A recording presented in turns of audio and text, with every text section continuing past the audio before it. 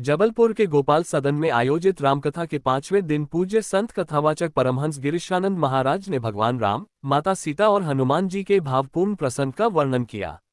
उन्होंने बताया कि जब हनुमान जी ने माता सीता की स्थिति का वर्णन भगवान राम के समक्ष किया, तो प्रभु की आंखों से भी अश्रुधारा बह निकली। महाराज श्री ने इस प्रसंग के माध्यम से प्रेम लक्षणा भक्ति का महत्व समझाते हुए कहा कि सच्ची भक्ति कभी रुलाती है तो कभी हंसाती है, और यही उसकी सबसे बड़ी सुंदरता है।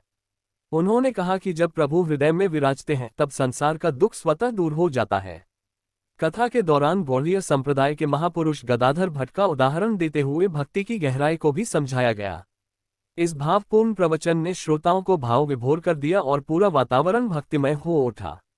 इस अवसर पर विधायक अभिलाष पांडेय, कैलाश गुप्ता, पूर्व महापौर श्रीमती सुशीला सिंह, वरिष्ठ अधिवक्ता रवीश अग्रवाल, वरिष्ठ अधिवक्ता नमन नागरथ, निखिल अग्रवाल और आर्किटेक्ट नीरज अग्रवाल सहित कई गणमान्यजन उपस्थित रहे।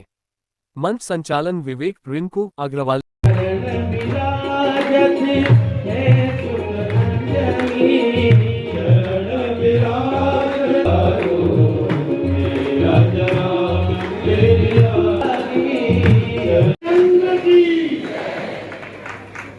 जोरदार तालियां करें।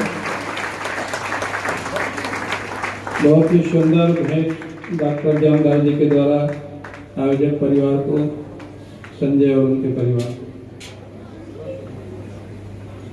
बोले रामलला सरकार की।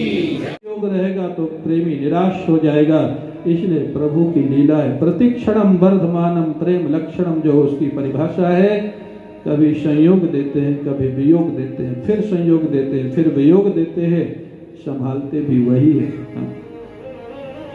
शायद आप लोगों ने सुना हो, गौड़ी संप्रदाय में एक गदाधर भट्ट नाम के महापुरुष हुए।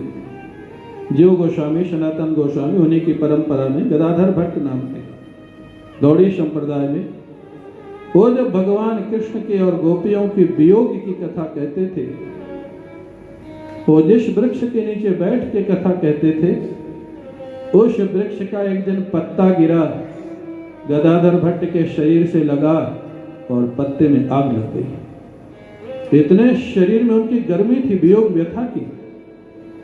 यहाँ हमारे डॉक्टर बैठे हैं जामदार, किसी की स्मृति में जो उनकी पुण्यतिथि है आज 5 दिवसीय रामचरितमानस पे संदर्भ सुंदरकांड पर श्री गिरीशानंद जी महाराज के द्वारा प्रवचन हुआ। आज समाप्ति हुई और सभी जिन श्रद्धालुओं को इसका लाभ प्राप्त हुआ, हम सब लोग गुरुदेव के प्रति आभार व्यक्त करते हैं और सभी श्रद्धालु जनों का भी आभार व्यक्त करते हैं जिन्होंने इन 5 दिनों में कथा का श्रवण किया।